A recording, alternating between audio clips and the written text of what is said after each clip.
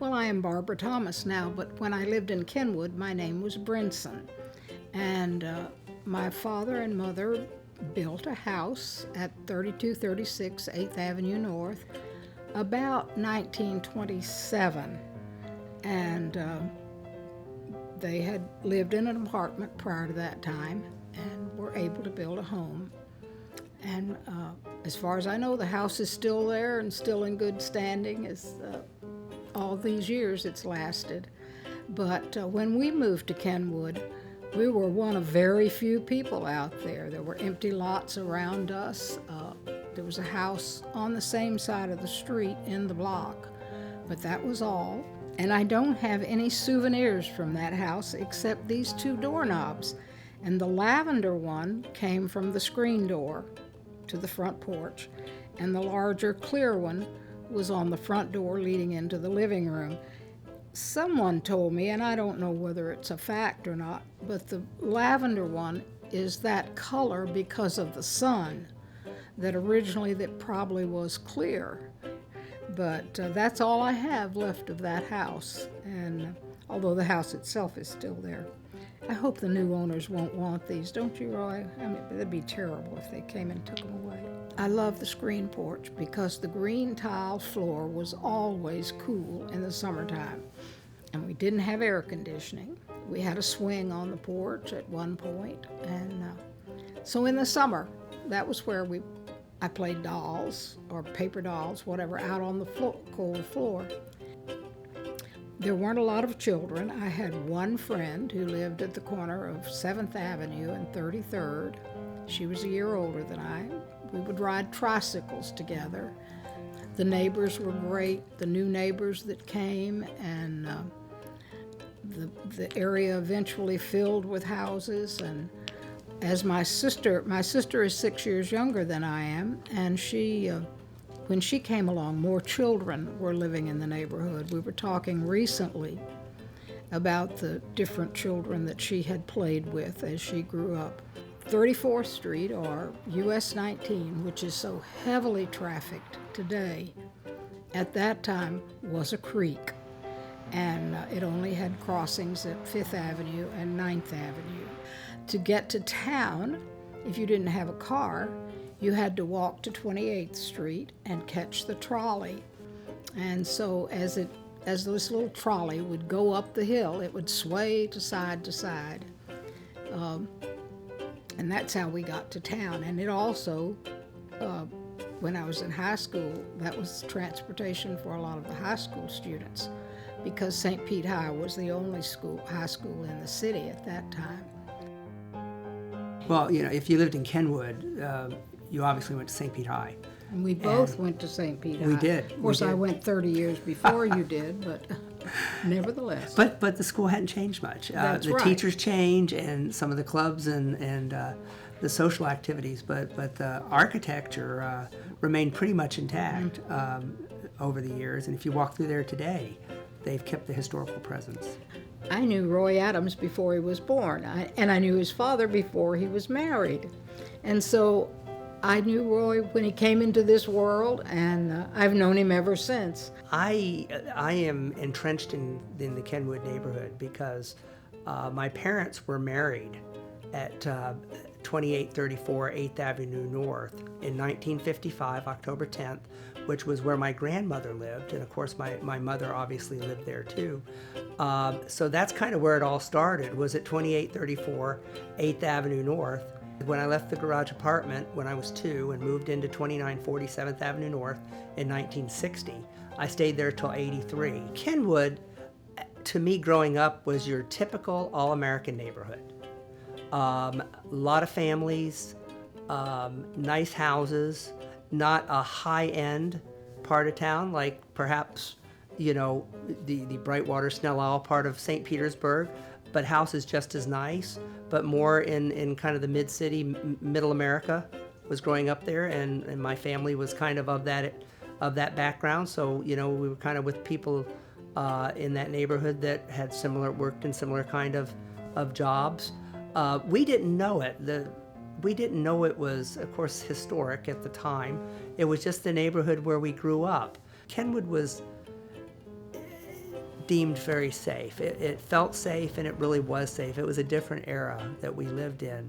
We could all be out playing with our friends, and a lot of those friendships we've kept. A lot of those folks, they either live here still or their family still lives here. Some still have family in the same house. We were better known from our neighborhood for what was around us back then than we were saying we didn't have the historic Kenwood flags and all that. I'm proud nowadays when somebody says, "Where do you grow up?" By golly, I do say, I grew up in historic Kenwood.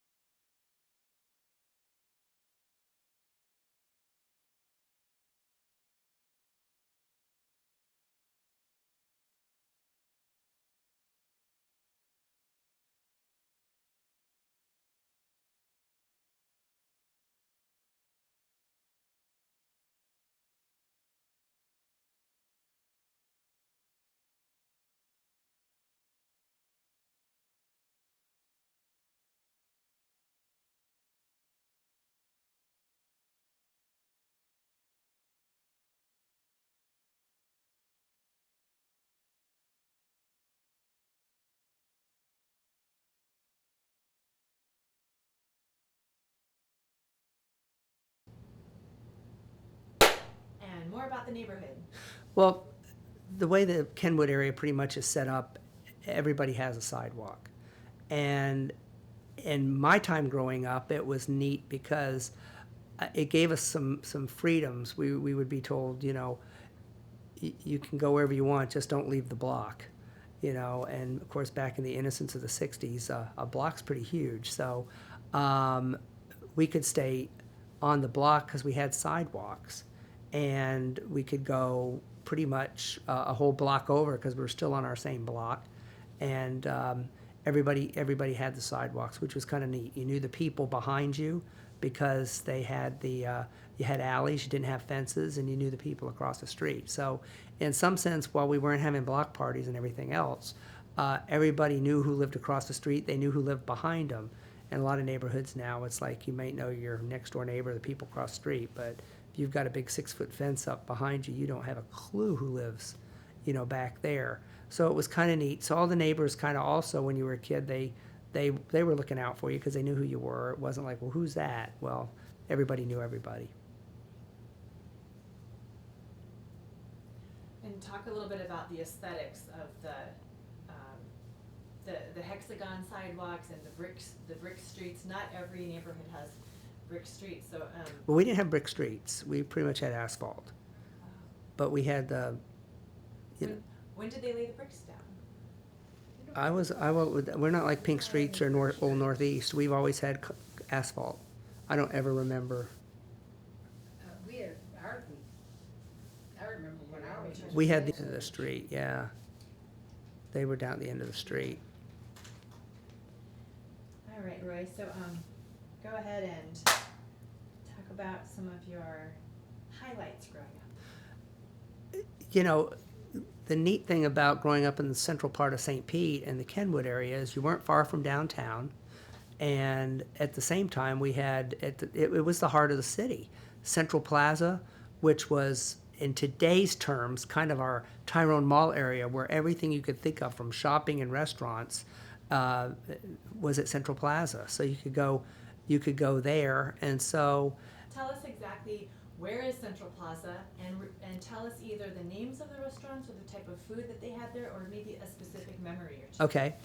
Central Plaza was it was right on the cuff of Kenwood, and I'm not sure in the geographical standards if it's part of Kenwood or not, but it's right there on the curb of Kenwood. And Central Plaza was this huge outdoor shopping district, and we had Montgomery Ward's, William Henry's. We had 2 movie theaters. We thought that was a big deal that they had 2 movie theaters, right next to each other, so you could go to 2 movies versus, just one. We had the Shopper Dropper, which took you around to all the stores And I Back got up for a second. Tell us, what is the shopper dropper? Okay. Describe what kind of vehicle, and again, tell us, where is Central Plaza? Is it Central and 34th? Gotcha. Tell us exactly where. Central Plaza is right on the cuff of Kenwood, and it was on 34th Street. It went from about 34th Street to 31st Street, from probably right about First Avenue North and Central, even a little farther over. We had Montgomery Ward's, William Henry's, huge department stores, Publix. It was what we kind of know of today as the Tyrone Shopping District, but it was a big outdoor area. They had a train that connected all the parts of Central Plaza called the Shopper Dropper, and you could ride the Shopper Dropper all around the Central Plaza shopping area. We were right next to it, so great restaurants. Wolfie's was there. You could eat great food, and so it was, we lived right by that. So going over there as a kid, sometimes we could walk as a group, but it was just right around the corner. And so that was fun. And then we weren't really that far from downtown, although growing up in that time, downtown wasn't like it is today, where there wasn't a whole lot to do downtown. There was actually probably more to do at Central Plaza. Wow. And when did Central Plaza leave? Central Plaza met its demise in the early 1970s when Tyrone Mall opened, and the world wanted to go to indoor shopping. And so slowly we watched the Central Plaza area kind of, those outdoor shopping centers kind of went away, and here came, the indoor malls of Tyrone. And now if you look at Parkside, you're seeing a whole revelation back to the other, where now everybody likes the Target, Walmarts, and all that are outside. So we're seeing it's all coming back again. But Central Plaza was known throughout the state and the country. It was huge, and it was just down the street, and so we could go there, and of course in that time and era, as a elementary age child, parents were okay in groups of you walking to somewhere. Kenwood was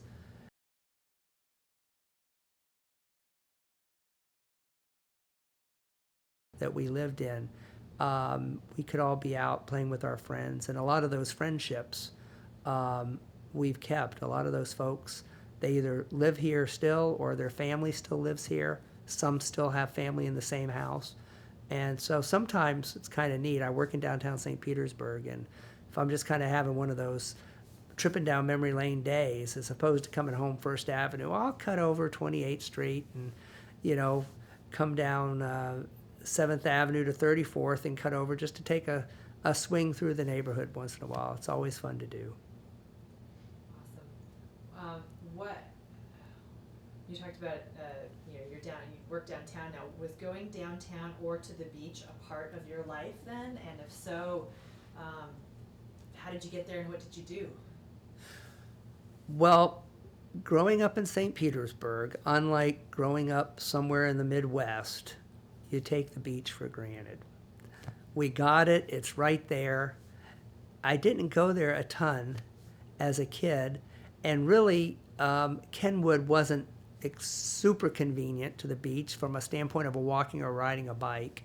And of course, downtown, growing up in the 60s, there were some movie theaters, but today we've since seen such a resurgence of downtown that I'm sure that Kenwood is even more attractive for living and for stuff to do, because you're literally less than 15 minutes from downtown if you live in Kenwood, and yet you're kind of out in the suburb in that regard. You didn't go downtown. No, there wasn't, other than a few movie theaters, there wasn't a lot to do growing up downtown St. Pete. Central Plaza was the place, and it was right there, and everything you needed was at Central Plaza: food, restaurants, movie theaters. It was the place to go. Talk a little bit about, I know you did talk about together, but St. Pete High School and in relation to the neighborhood and what high school was like for you at the time. Well, growing up in St. Pete in the 60s, it was all neighborhood schools. And so I was lucky that within walking distance of my house, I had my elementary school, which was West Central Elementary, which looked very much like St. Pete High, same type of architecture. And if you didn't know differently, you'd think it was all one, it was on the same block, which was kind of unique at the time to have an elementary school and a high school all right there together. But always wanted to be a Green Devil, always wanted to be a St. Pete High Green Devil, because from the time I was little and in my neighborhood, I could hear the football games on Friday night. I was only 3 or 4 blocks away. I could hear the football games. I could hear the Green Devil Band playing St. Pete Will Shine with my windows open. And then if I was really lucky, my parents or my grandmother, who actually my grandmother was a block closer to the school at 2834 8th Avenue North, they'd walk me down to the fence at Stewart Field and I could watch the band practice. And that was pretty cool. And so I got to live my dream. I got to be in the Green Devil Band in high school. And so that was pretty fun. But yeah, when you grew up in that neighborhood, it's like you kind of just, St. Pete High is where you wanted to go. And it's kind of neat. It's kept a lot of its architecture. It's expanded. They bought more property. And St. Pete High actually goes all the way to 28th Street now. So when I was growing up, St. Pete was about 4 blocks away. Now the high school, if I was still living in that house, would be a block away. So it's kind of neat. That's neat. When you think of growing up in Kenwood, and I don't know if you ever get nostalgic or something, but if you had a nostalgic moment, what do you miss about it when you look back to that window of your life? You know, what do you think? Wow, I was really lucky to have that, or little just memories that you really. Well, and this may be a societal issue versus a Kenwood issue, but today, people don't seem to come out as much and outside as much, and because of the way the schools are set up, the kids across the street from you may go to one high school or elementary, and you may go somewhere else. The neat thing about growing up in Kenwood in the 60s was everybody went to the same school, so everybody knew everybody. And there may be somebody 2 blocks away, but they went to your school with you, so you knew who they were, and so you had a whole network of friends. And so the neat thing is that whole grid that I mentioned from 28th Street to 34th Street and 9th Avenue to 5th Avenue, which is just a piece of Kenwood, you knew a lot of people. Whereas now if you take an area like that, not necessarily Kenwood, but between safety issues, you just don't let your kids run around outside anymore, which is sad. You just don't get to know. You could have somebody living behind you that's got a kid of a similar age, but they go to another school way on the other side of town or something, or they're zoned for whatever. So the neat thing about Kenwood is we were all very much alike. We were from similar socioeconomic backgrounds. We went to the same schools. We knew everybody. And you take that for granted until you get somewhere, or you get into a time where it's like you live in a neighborhood and you know that person down the street has a blue car because you see it in front of their house and you see it come and go, so you know they must work, but that's all you know about them.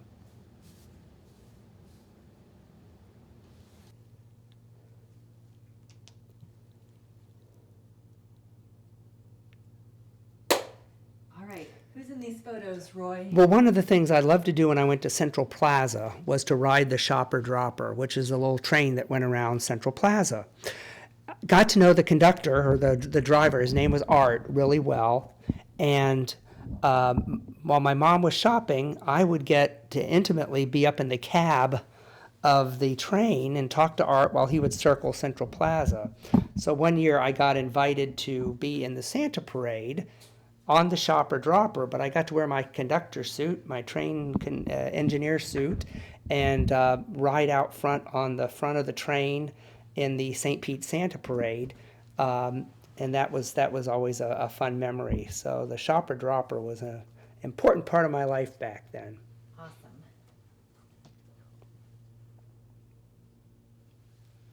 Tell me who's here and where are we? Well, no matter what the holiday was, Christmas, Easter, whatever, I would always get dressed up in my Sunday best, and we'd always take a picture. And so that's our house at 2940 7th Avenue North. And Mom and I are posing, I'm thinking, before we headed out to some type of a special event, a wedding or something at church or something. And what are you wearing there? It looks like I have on my my best suit. So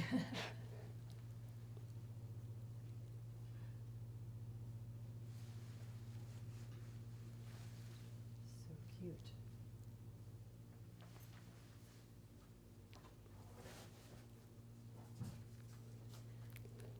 And tell us about this photo. Well, that's the house where it all started. That's at 2834 8th Avenue North. That is my grandmother's house.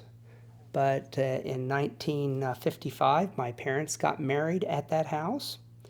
And I was only right there in the neighborhood, so I would go over often and visit my grandmother, and that's on the steps of her house, with my grandmother Mildred Keefe on the left and my mom.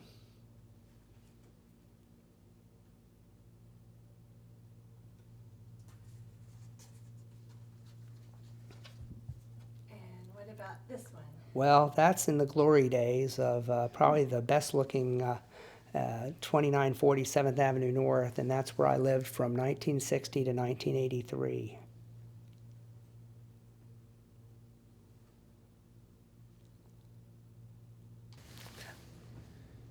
Okay, now we're back on the record. Now we are. That was at Christmas 1967. My mother passed away in 1968, so that was one of our last family pictures, and that too was at the side yard at 2834 8th Avenue North at my grandmother's house.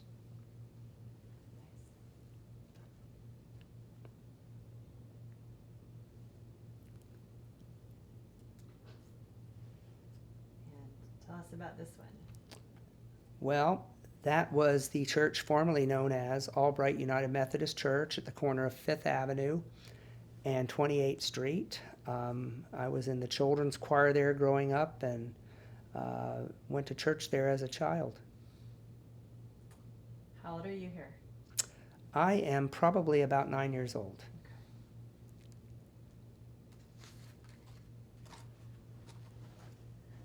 Great. I should do the same with your photos. The thing of You done with those? the thank you picture, so much. the Christmas picture, Roy, is significant because look, they're dressed for summer. Well, I know, but Mom's got a Your sweater mom's on. got a Yeah, sweater Dad's on, got a but flannel shirt, but I know, but we never Isn't had. that amazing? That's we never- Christmas. yeah, it's Christmas. I have a sweatshirt. That's a Your mom in sweatshirt. pastel So. slacks. Yeah, I know. But it was Christmas, and that was Yeah. Christmas because he's got the reindeers on the Yeah, roof. I know. And that's in Benoit Park because we're getting ready to be in the parade. But, So, but I'd- yeah, see, that was in the who glory would day. believe that that was Christmas? I know. Shows you And that was Christ- cool because the address is right. Yeah, right You there. know, so. Right. I don't have any pictures outside of the garage apartment when I was there. I have some inside pictures, but I don't have anything of us standing out front of the garage apartment. I looked. I've never, if I do, I've never found them, but. I'd like to do the same thing with you, Barbara, but Roy, unless there's something else you're burning to share, I think we can let you go. Okay. Oh, well, I get to go. you can go. It's been nice to have you. You can bring Paul When over we'll next have the time. world premiere. So. Absolutely. Somebody should at some point somewhere mention triplets. Yeah, I wondered if you were going to. What's see, triplets? Triplets wasn't there when. Yeah. Triplets was across. Do you want to talk about it? Munches isn't even well. Okay. I don't know what it's called now. It's Bava something. I don't Right know. across from St. Pete High. To drive Can you in. picture it?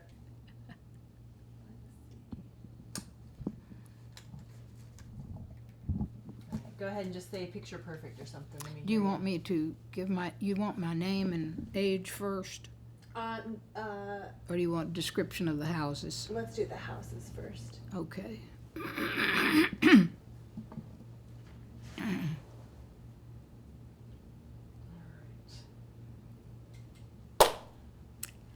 This is a picture of my home at 3236 8th Avenue North, probably shortly after construction was completed, because there's obviously no landscaping, and I don't ever remember seeing it that bare. So I would estimate that's 1927 or 1928, around that period.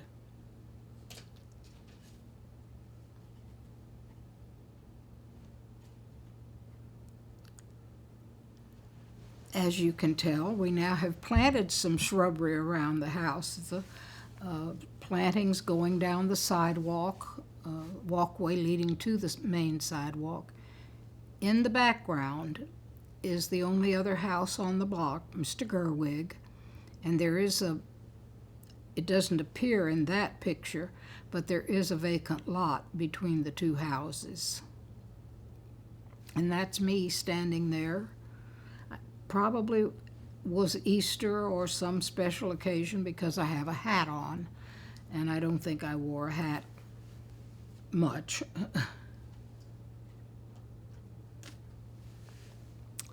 There again, we were not great picture takers, obviously, but again, you can tell by the shrubbery that my father has planted a bush of some sort by the post.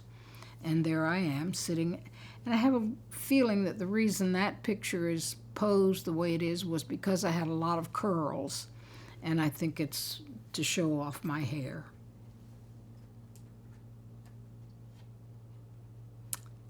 And again, that is, obviously I'm older now. I think on the back it says 1932, and I was born August the 14th, 1925.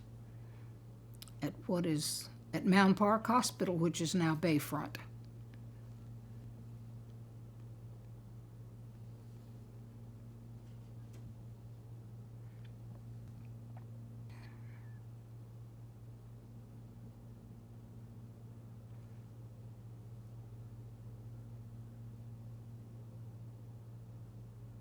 I told you the year I was born. I didn't tell you my age.